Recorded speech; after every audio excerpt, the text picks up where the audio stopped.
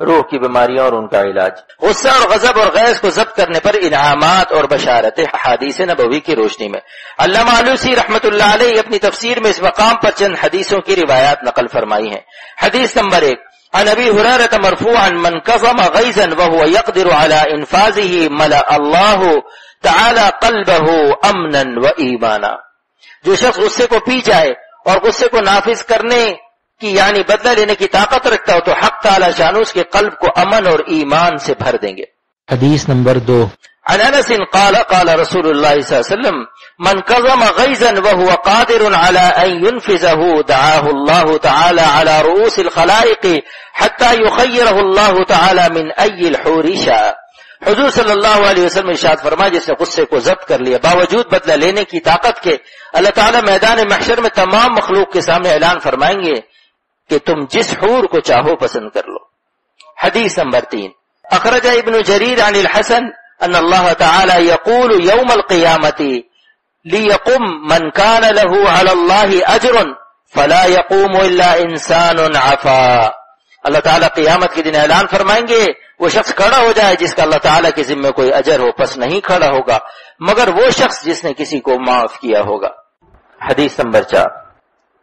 وأخرج الطبراني عن أبي بن كعب أن رسول الله صلى الله عليه وسلم قال من سره أن يشرف له البنيان وترفع له الدرجات فليعف عمن ظلمه ويعطي من حرمه ويصل من قطعه۔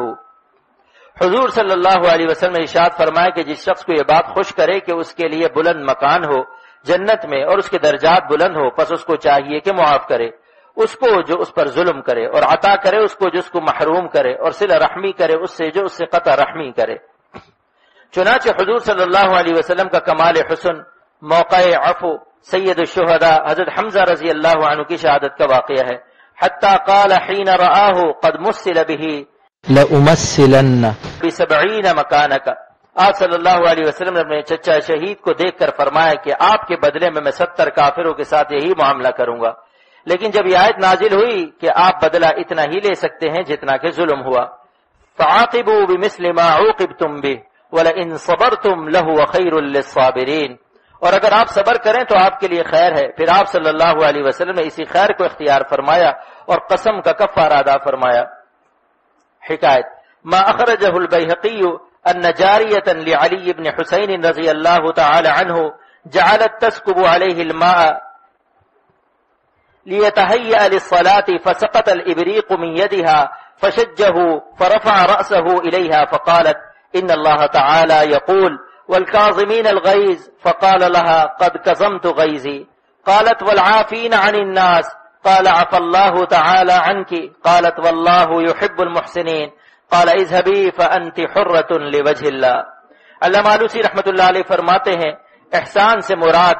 بأن تعبد اللہ کأنک تراہ فإن لم تکن تراہ فإنہ یراک۔ حدیث شریف میں احسان کی تعریف یہی ہے کہ اس طرح عبادت کرو گویا تم اللہ تعالیٰ کو دیکھ رہے ہو، کیونکہ اگر تم نہیں دیکھتے ہو تو حق تعالیٰ تو تمہیں دیکھ رہے ہیں، بس گویا تم بھی دیکھ رہے ہو۔ یہ ترجمہ حضرت گنگوہی رحمۃ اللہ علیہ کا ارشاد فرمودہ ہے، جیسا کہ احقر نے اپنے شیخ حضرت پھول پوری رحمۃ اللہ علیہ سے سنا ہے، یعنی فا کو تعلیل یا فرمایا ہے۔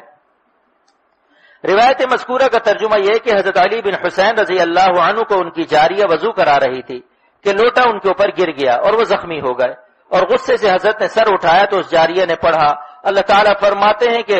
اور وہ لوگ غصے کو پی جاتے ہیں، آپ نے فرمایا میں نے غصے کو پی لیا۔ پھر پڑھا وہ لوگ لوگوں کی خطاؤں کو معاف کر دیتے ہیں، فرمایا اللہ تعالیٰ تجھے معاف فرماوے۔ پھر پڑھا اللہ تعالیٰ احسان کرنے والوں کو محبوب رکھتے ہیں، فرمایا جا تجھے آزاد کر دیا اللہ تعالیٰ کی رضا کے لیے۔ حکایت حضرت صدیق اکبر رضی اللہ عنہ اپنے بھانجے یا خالزاد بھائی حضرت مستح رضی اللہ عنہ سے جو جنگ بدر لڑنے کے سبب بدری صحابی کہلاتے تھے ناراض ہو گئے تھے، جس کی وجہ واقعہ افک ہے، اور صدیق اکبر رضی اللہ عنہ نے حلف اٹھایا کہ میں ان پر اب کچھ خرچ نہ کروں گا، یعنی تعاون مالیہ سے احتراز پر قسم کھا لی، جیسا کہ روح المعانی میں حضرت آلوسی رحمۃ اللہ علیہ جلد نمبر 18 صفحہ نمبر 125 پر تحریر فرماتے ہیں ان ابا بکر رضی اللہ تعالی عنہ حلف لما رأى براءة ابنته الا ينفق على مصطح شيئا ابدا وكان من فقراء المهاجرين الاولين الذي شهدوا بدرا وكان ابن خالته وقيل ابن اخته رضي الله تعالى عنه، فنزلت ولا يأتل أولو الفضل منكم والسعة أن يؤتوا أولي القربى والمساكين والمهاجرين في سبيل الله وليعفوا وليصفحوا ألا تحبون أن يغفر الله لكم والله غفور رحيم. صدیق اکبر رضی اللہ عنہ کو حق تعالی شانو نے تنبیہ فرمائی کہ صدیق آپ ان کو معاف کر دیں. کیا تمہیں یہ بات پسند نہیں کہ تم ہمارے بندے کو معاف کر دو اور اس کے عوض میں ہم تمہاری خطاؤں کو روز محشر معاف کر دیں. الا تحبون ان یغفر اللہ لکم ای بمقابلۃ عفوکم واحسانکم الی من اساء الیکم، یعنی جس نے تمہارے ساتھ معاملہ ایذا رسانی اور حقوق تلفی کی تم اس کے ساتھ عفو درگزر اور احسان کرو تو اس کے مقابلے میں ہم تم کو یہ انعام دیں گے کہ ہم تمہاری خطاؤں کو معاف کر دیں گے. واللہ غفور الرحیم ای مبالغ فی المغفرۃ والرحمۃ مع کمال قدرتہ سبحانہ علی المؤاخذۃ وکثرۃ ذنوب العباد الداعیۃ الیہا،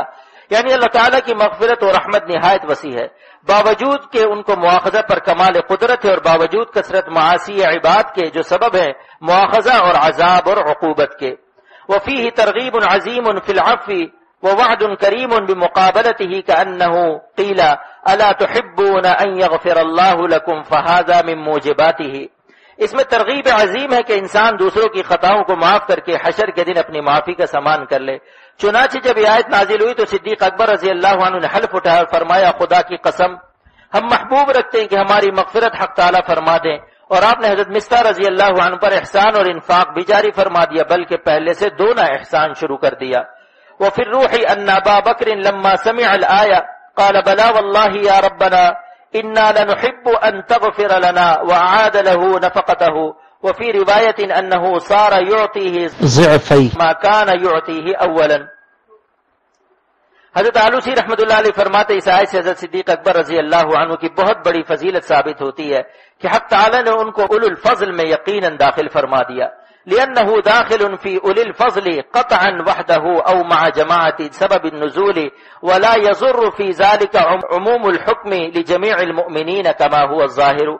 اور اس آیت سے یہ حکم تمام مومنین کے لیے جو بھی اپنے عزیز و اقارب کی خطاؤں کو معاف کر کے ان پر احسانات کو جاری رکھے گا اس کی خطاؤں کو حق تعالی روز محشر اس عمل کے صلے میں معاف فرما دیں گے.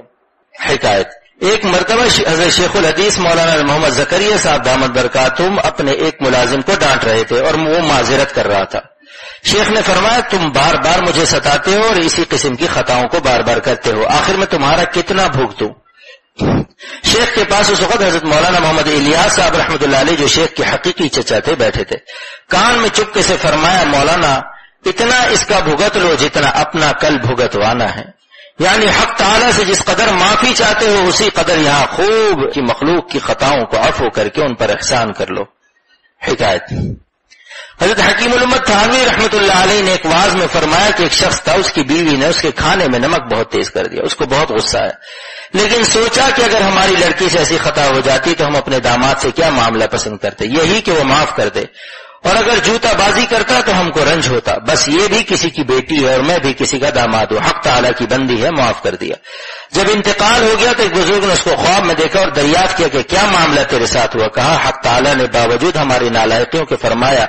کہ تو نے فلاں بندی پر غصہ ضبط کر کے اس کو سزا نہ دی اور معاف کر دیا، اس کے بدلے میں ہم تجھے سزا دیے بغیر معاف کرتے ہیں.